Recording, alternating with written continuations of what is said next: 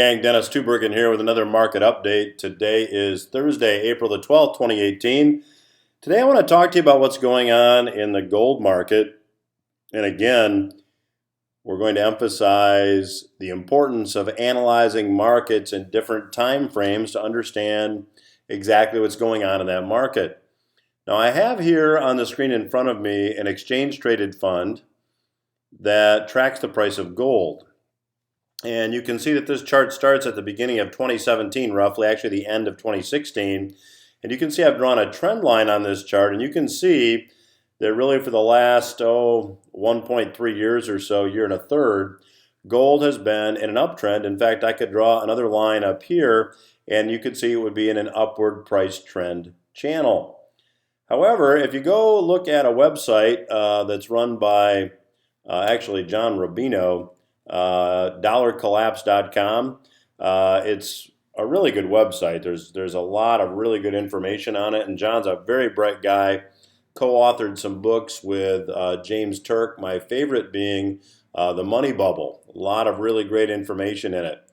Well, John comments that, I'll give you just a bit from the article here, just when everyone was getting used to gold sitting around and doing nothing, while tech stocks provided nonstop thrills and chills, the metal took off this morning on the news that Trump is aiming some cruise missiles at Syria, and of course that was yesterday.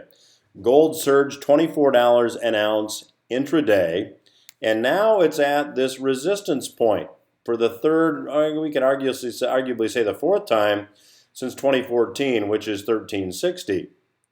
Now, are we going to see resistance here? Well, when you look at this particular time frame from 2014 through the present, the last, we'll call it 4 years or so, certainly that would seem to be something that might be a real possibility. However, if I go back and look at a different time frame, if I look at this going all the way back to 2009, which is at the end of the financial crisis, you can see that gold has made a big run up. Gold got as high as 1900 before it dropped. Now, if you take a look at this chart pattern, particularly here from mid-2011 to the end of 2011, I mean, gold went straight up. We call that a parabolic chart pattern, and often when you see parabolic chart patterns and you see prices go straight up, they follow by going straight down. And essentially, that's what gold did here until it found a bottom here at about a little over 1,000.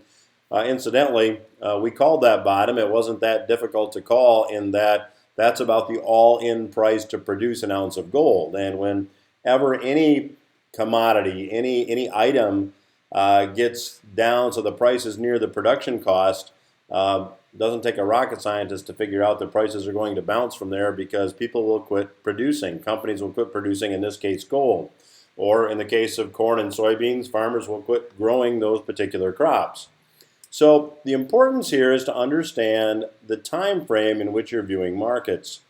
Fundamentally speaking, gold, I believe, is poised for a big up move. You can see that it's been in a trading range essentially since 2013 to the present, just been moving sideways, building what we call building a base, and often big moves occur from those bases. So certainly that shows you how important it is to analyze markets in different time frames, and to show you that, yeah, there's been some resistance there since 2014, but prior to that, gold has been a lot higher. And of course, we're forecasting gold long term to go significantly higher.